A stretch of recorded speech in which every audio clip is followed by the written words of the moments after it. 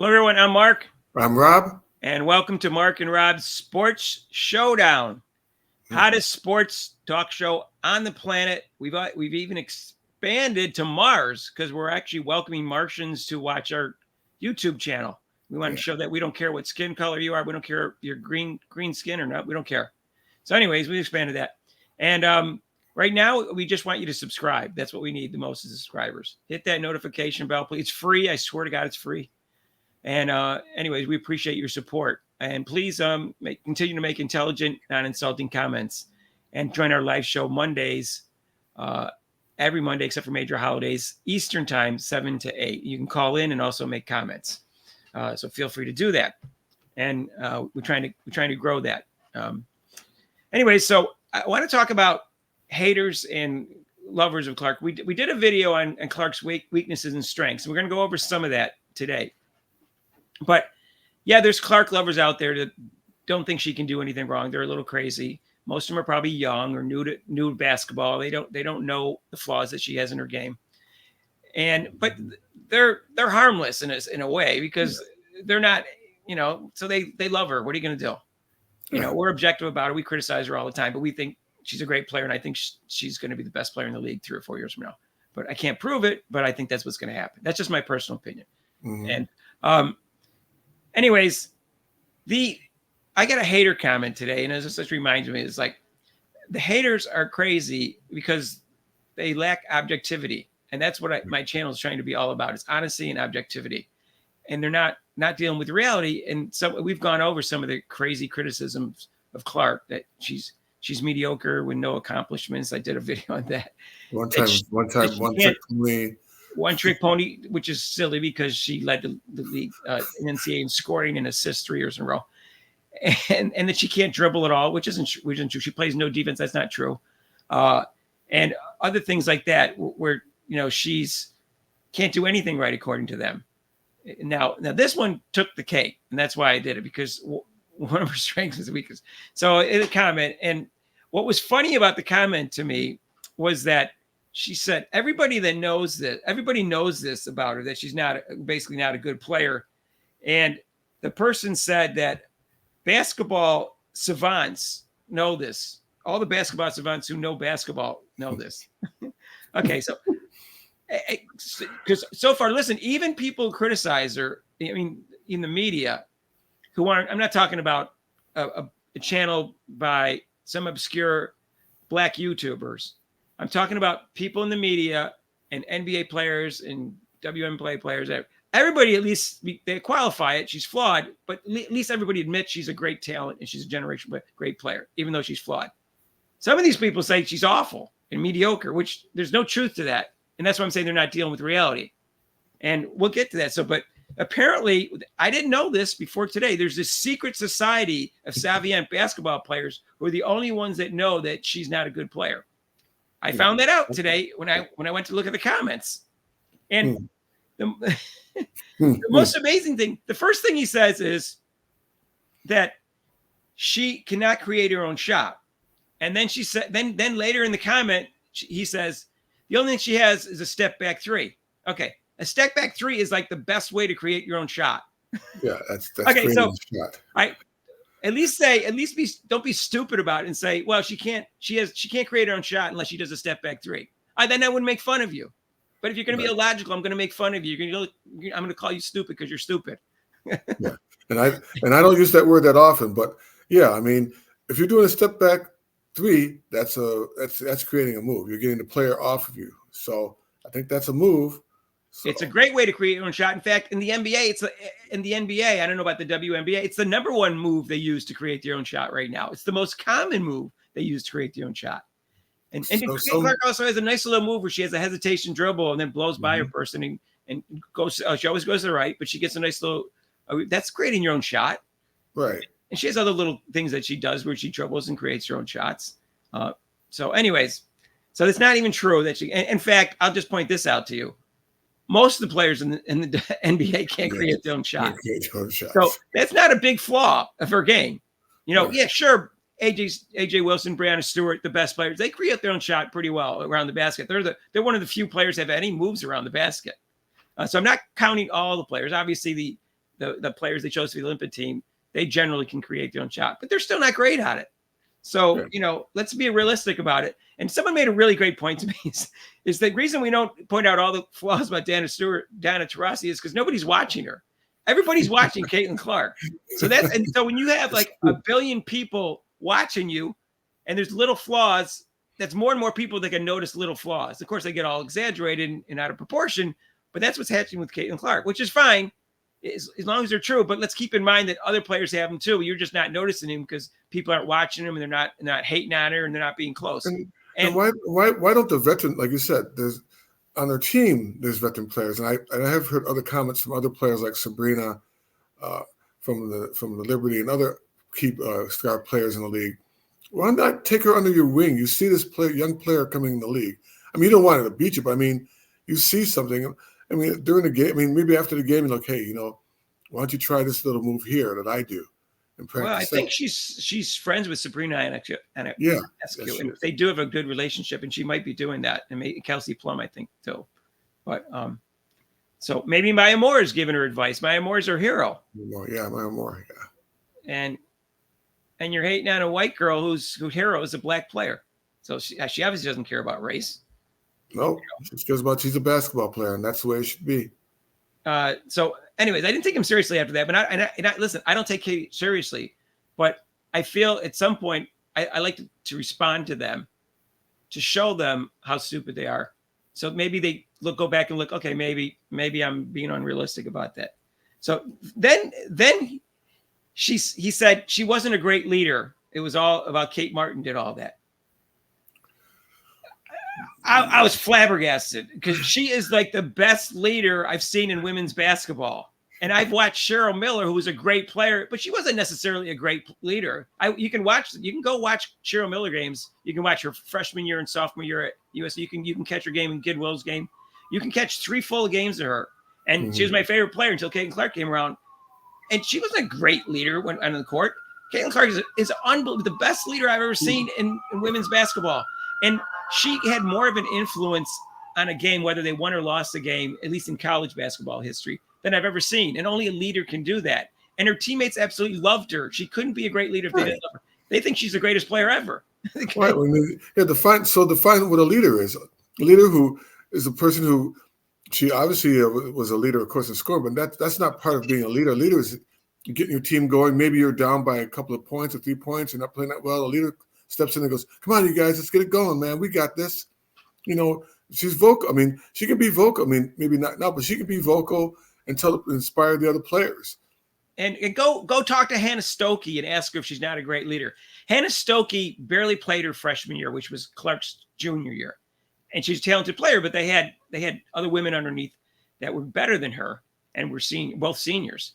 And so the next year, and Hannah Stokey, I think she played volleyball and track in high school. So she's a very good athlete and fast. And Clark could see the talent in her and knew that she had a developer. And she took her underneath her wing to the point that one game she had 15 assists, and they were all to Stokey. And Stokey scored 47 points in a game. And the whole relationship between the two of them, if you followed Iowa basketball last year, was all about Clark being a great leader and bringing her along to be a great.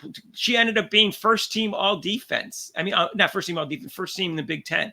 She made all Big Ten. And she went from not playing last year to all Big Ten. You think she just did that? It was an accident that she did that? No, because Clark's a great leader. And you watch her in the NBA right now. She hasn't established herself as a great leader yet because she's new to her teammates. You got Mitchell who won't pass to her. You got a clueless coach that keep changing what they're going to do on offense. But she will be. And so you just give her some time to do that. But you see her. She's cheering on the sideline even when she's in the field and the court. She's cheering after a bad play and stuff like that. She's doing that. That's what a leader does. Go ahead, Rob. Sorry. That's exactly right. That's what a leader does and inspires.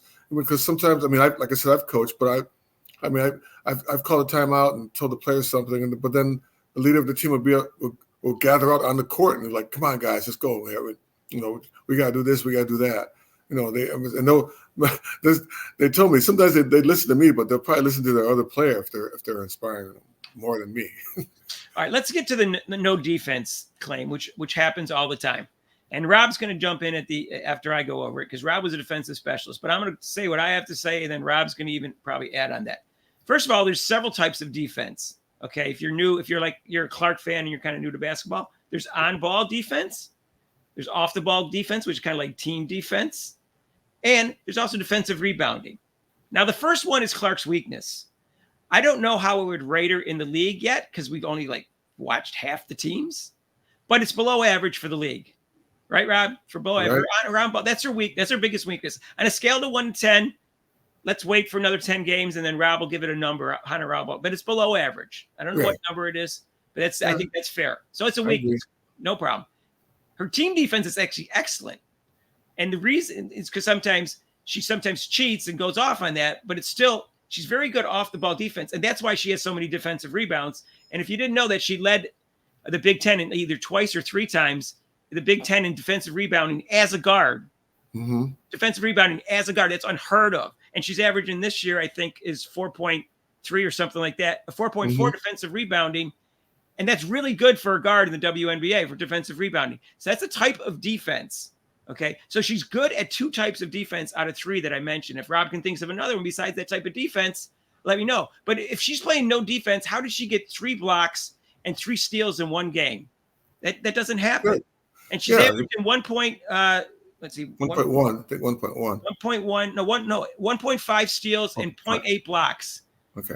And in college, she averaged 1.5 steals and 0.5 blocks. And in college, at times she took off on defensive plays because she was the whole freaking team, and she had to rest because she was just running around doing everything for that team which was pretty mediocre except for Stokey and Martin.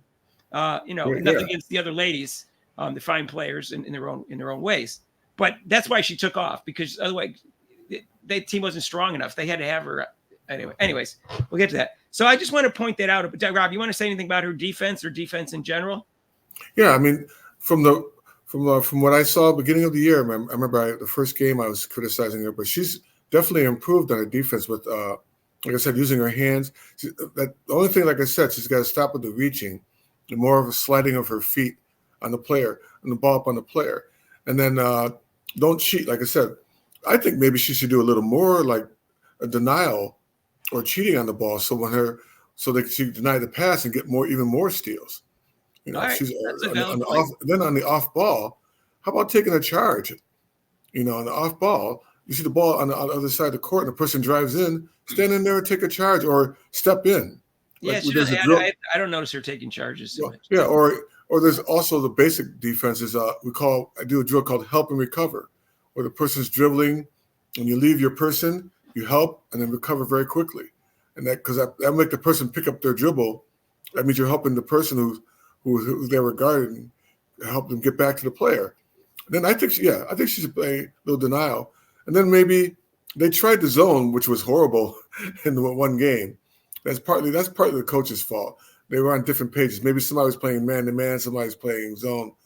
But then with the zone, it might help her with her. She has long arms. She'd be great on top. She's actually tall for a guard. Just people don't know. If you're new to WNBA, she'd be great on that. I'm sorry. She'd be great for that. Right. So WNBA average is 6 feet. She's a guard, and guards are shorter, obviously. And so she's actually tall for a guard in the WNBA. And that's why one of the reasons she's a great passer. She's taller than other guards, the average guard. But the other thing is she's also trying on defense. She's hustling, and she's not having the mental lapses that she had in college. In fact, if you go watch her first preseason game, and I pointed this out an older, but most of the people weren't watching at that time. We have a lot of new listeners. She was exhausted after 7 or 8 minutes, and the coach, and she raised her hand out to come out. Why? Because she was playing consistent defense, not necessarily great defense. Like, again, she's not good on the ball defense, but she was trying.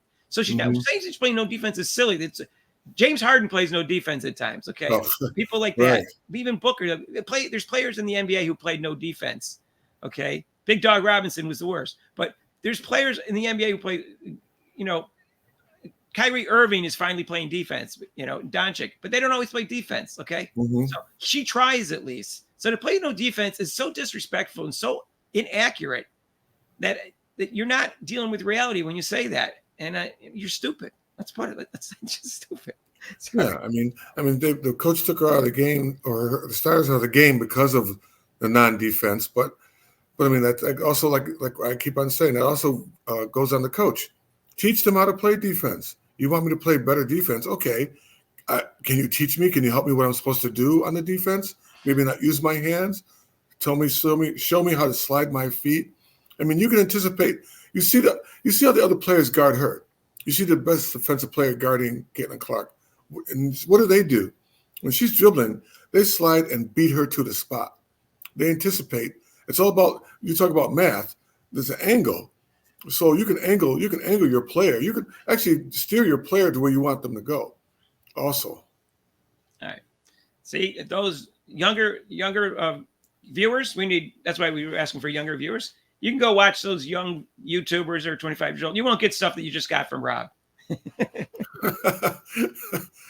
All right. So anyway, he also said she has no mid-range game, which is true, but a lot of the WNBA players don't. They just keep working on the 3-point shot, and the WNBA players don't even have moves around the basket, let alone mid-range game.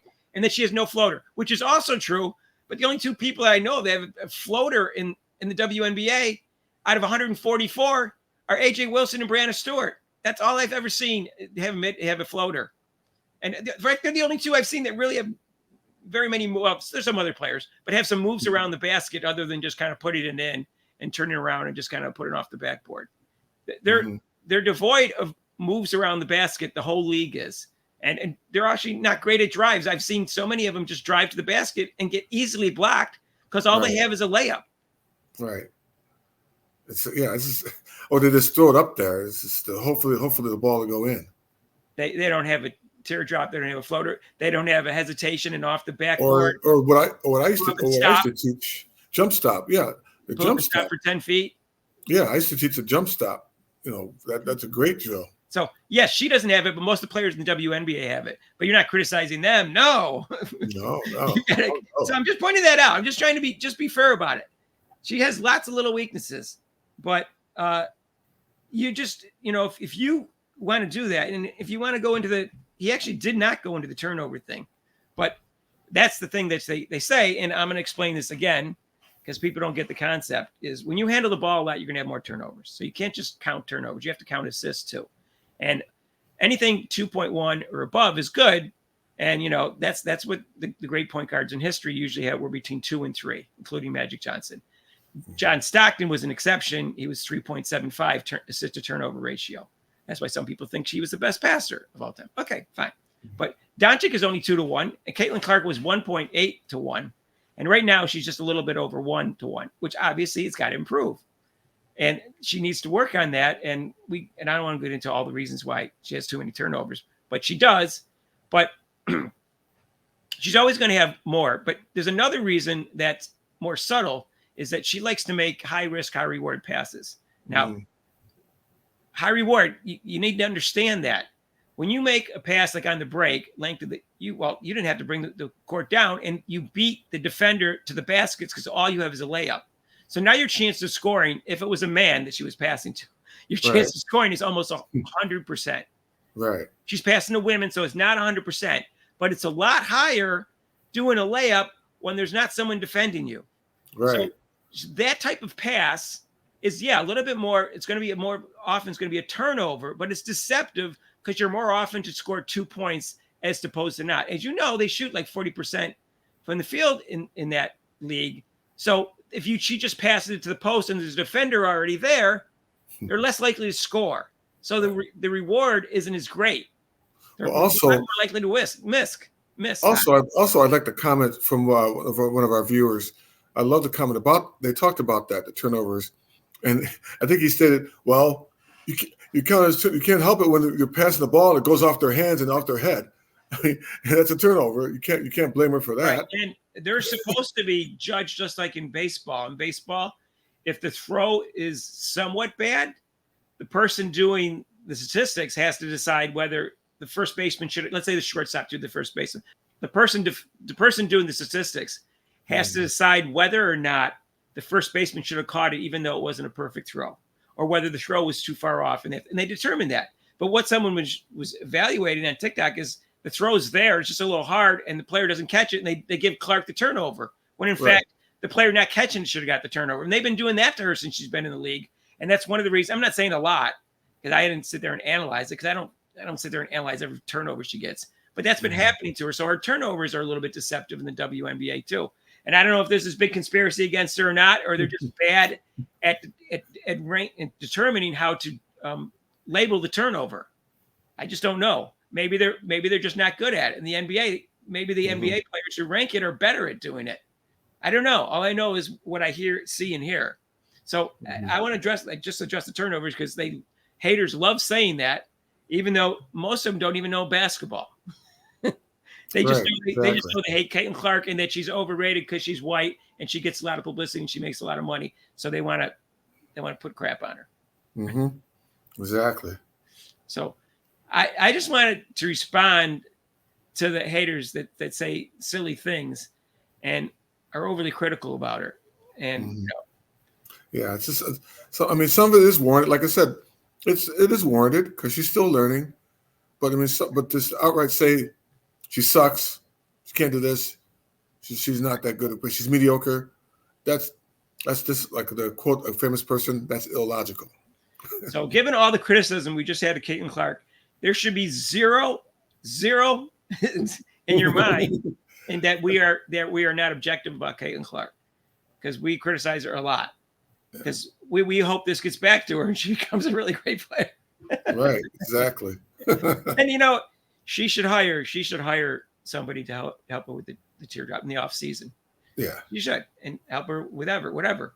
She could improve her dribbling. She could do some more dribbling skills. She's a good dribbler. She's just not a great dribbler. And sometimes they catch her on it because she's getting a lot of attention. She gets the best defender and she gets double teamed. So if you're not a great dribbler, that flaw is going to show more than if you don't. But she's a good dribbler. To suggest she isn't is silly. Exactly. But I've heard that she can't dribble. I've heard that insult. Please get with reality. All right, that's all I have to say. And like I said, we're open to humans and Martians now. So please, we could use some more subscribers, and we're encouraging anyone under 45 and females to join, because we want to try to improve that demographic. Good for us, and we do our best to give you great videos. And we're going to be covering football and basketball and the Olympics, and we'll do a lot in the Olympics for 16 days. So I know a lot of women like the Olympics. In fact, if you don't know this, women follow the Olympics more than men in viewership. And that's why you get so many things about skating, figure skating, and gymnastics, women's gymnastics, because women like that kind of stuff. Anyways, so that's us. Please hit that notification bell when you do subscribe, and continue to make intelligent, non-insulting comments. And I am going to argue that we have the most intelligent people making comments on YouTube, because I've seen 99% great comments, and please keep that up. And anyways, and like our videos, hit the like button. That helps us too, in terms of sure does. All right. So anyways, take care. Peace out.